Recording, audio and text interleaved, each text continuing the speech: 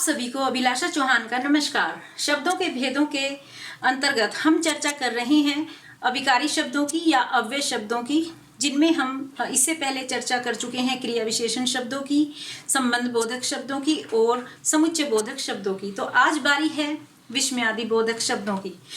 इसको परिभाषित करने से पहले या इसको उदाहरण के माध्यम से समझने से पहले हम विस्मयादि बोधक, इसका नाम क्यों रखा गया है, क्योंकि इसमें तो केवल एक ही शब्द है विस्मय। तो इसकी हम जरा चर्चा कर लेते हैं कि जैसे विस्मय जमा आदि, विस्मय का अपना अर्थ है आश्चर्य और आदि का अर्थ है इसी प्रकार के अन्य भाव, अर्थात यह भेद मन के भावों पर आधारित है।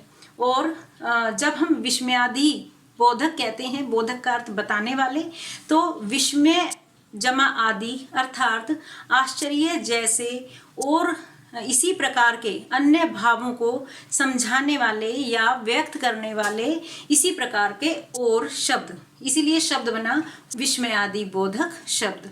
तो इसको हम परिभाषित किस प्रकार से कर सकते हैं, देखिए कि जो शब्द विस्मय, हर्ष, शोक, भय, घृणा आदि भावों का बोध करवाते हैं, उन शब्दों को हम विस्मयादि बोधक अव्यय कहते हैं। तो कहने का अर्थ ये हुआ कि हमारे मनोभावों को व्यक्त करने के लिए हम कुछ विशेष प्रकार के शब्दों का प्रयोग करते हैं और उस शब्द के प्रयोग मात्र से ही उस वाक्य में निहित मनोभाव का प्रकटीकरण हो जाता है, अर्थात हमें उस बात के पीछे छुपी हुई मन के भाव का पता चल जाता है। प्रत्येक भाषा में कुछ ऐसे शब्द होते हैं कि जिनका कोई वस्तुपरक अर्थ नहीं होता। जब हम इन शब्दों की चर्चा करेंगे, जैसे कि वाह, छी, उफ, इस तरह के शब्दों की चर्चा करेंगे, तो उस समय हम पाएंगे कि इनका वस्तुपरक अर्थ कुछ भी नहीं है। अर्थात यदि हम इनको एक वस्तु का जो अपना अर्थ होता है उत्पत्ति परक या एक कोई शब्दकोश के अनुसार, तो अपना अर्थ कुछ नहीं होता, केवल एक विशेष मनोभाव के साथ वह शब्द जुड़ गया है। तो इस तरह के शब्द केवल हर्ष, शोक, विस्मय आदि मनोभावों के सूचक होते हैं और इनका उच्चारण विशेष ध्वनि के साथ किया जाता है। बोलते समय इनके उच्चारण में एक विशेष प्रकार की ध्वनि आ जाती है और लिखते समय इन शब्दों के साथ विस्मयादि बोधक चिन्ह लगाया जाता है, जिससे हमें पता लग जाता है कि यह किसी विशेष मनोभाव को प्रकट कर रहा है। तो आइए देखते हैं कि विस्मयादि बोधक शब्दों की श्रेणी में हम किस प्रकार के शब्दों को रखते हैं, जिसमें पहला है विस्मय सूचक। अगर हम इनकी श्रेणी रखें तो विस्मय अर्थात आश्चर्य, अगर हम किसी बात पर आश्चर्य प्रकट करते हैं या हमें कुछ हैरान कर देने वाली बात होती है, तो हम शब्दों का प्रयोग करते हैं क्या, आह, हैं। तो इस तरह के शब्दों का हम बोलते समय ऐसे मनोभाव अभिव्यक्त करते हैं या लिखते समय इनका प्रयोग करते हैं कि आह, आज तो समोसे खाएंगे, है ना, या क्या, आप ये क्या कह रही हैं। तो ये एक प्रकार की हैरानी के भाव को प्रकट कर रहा है, इसलिए इस प्रकार के शब्द विस्मय सूचक शब्द कहलाते हैं। इसी तरह से हर्ष सूचक शब्दों को देखें कि जिनमें मन की खुशी प्रकट होती है, जैसे वाह, कितना मनोरम दृश्य है, आह, कितनी स्वादिष्ट जलेबी है, बहुत खूब, ये तुमने बहुत अच्छी पेंटिंग बनाई। इसमें मन की खुशी को अभिव्यक्त करने के लिए वाह, आह या बहुत खूब शब्दों का प्रयोग किया गया है, इसलिए ये शब्द हर्ष सूचक शब्द हैं। शोक सूचक शब्द भी होते हैं, जिनमें मन की किसी पीड़ा का या किसी दुख का को अभिव्यक्त किया जाता है, जैसे कि हाय, ये कैसे हो गया, अफसोस, बहुत बुरा हुआ, ये तो गलत हुआ। तो इस तरह के वाक्यों के साथ या मन के ऐसे मनोभाव के साथ हम ऐसे शब्दों का प्रयोग करते हैं और ये शोक सूचक शब्द कहलाते हैं। इसी प्रकार कभी कभी हम अपने किसी स्थिति को देखकर या किसी व्यक्ति को देखकर डर जाते हैं, तो तब हम किस तरह से बोलते हैं। मान लो हमारे सामने कोई एकदम से कोई सांप आ जाए, तो हम क्या कहेंगे कि अरे सांप आ गया, या बाप रे बाप कितना भयंकर सांप है। तो इस तरह के वाक्यों में हमारे मन का भय प्रकट होता है। तो ऐसे शब्द भय सूचक विस्मयादिबोधक कहलाते हैं। लेकिन कभी कभी हम कुछ शब्दों के लिए, कुछ भावों के लिए या कुछ स्थितियों के लिए अपने मन का तिरस्कार वाला भाव भी प्रकट करते हैं।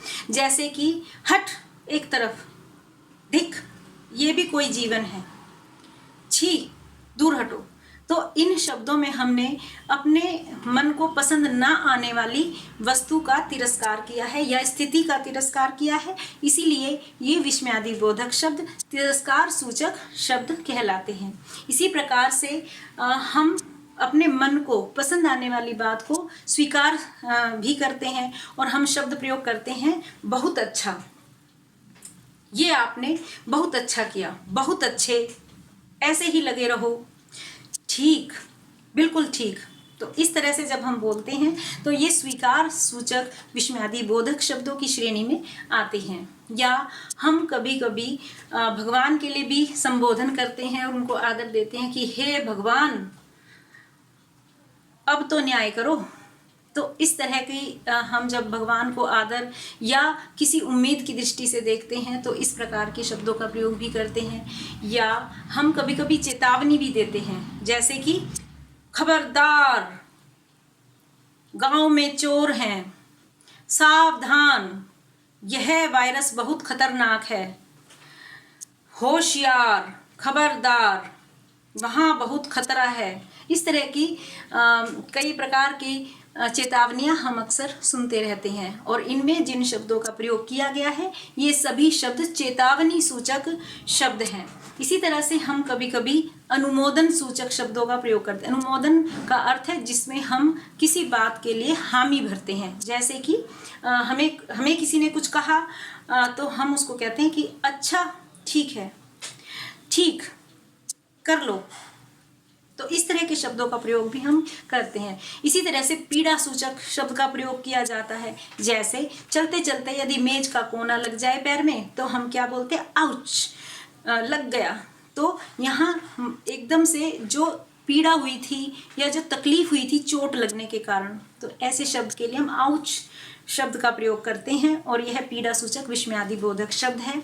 इसी तरह से हम कृतज्ञता सूचक शब्दों का प्रयोग भी करते हैं, जैसे कि धन्यवाद, शुक्रिया या जिंदाबाद। तो ये सभी कृतज्ञता सूचक शब्द हैं और इस शब्द को हम विस्मयादिबोधक शब्दों की श्रेणी में ही रखते हैं। तो हमने उदाहरणों के माध्यम से समझा कि किस प्रकार से हम विस्मयादिबोधक शब्दों का प्रयोग अपने मन के विभिन्न प्रकार के भावों, हर्ष, भय, शोक, घृणा आदि को प्रकट करने के लिए करते हैं। और विस्मयादिबोधक शब्दों का सटीक प्रयोग कई बार 5 शब्दों के स्थान पर एक ही शब्द बहुत ही सशक्त अभिव्यक्ति कर पाने में सक्षम होता है।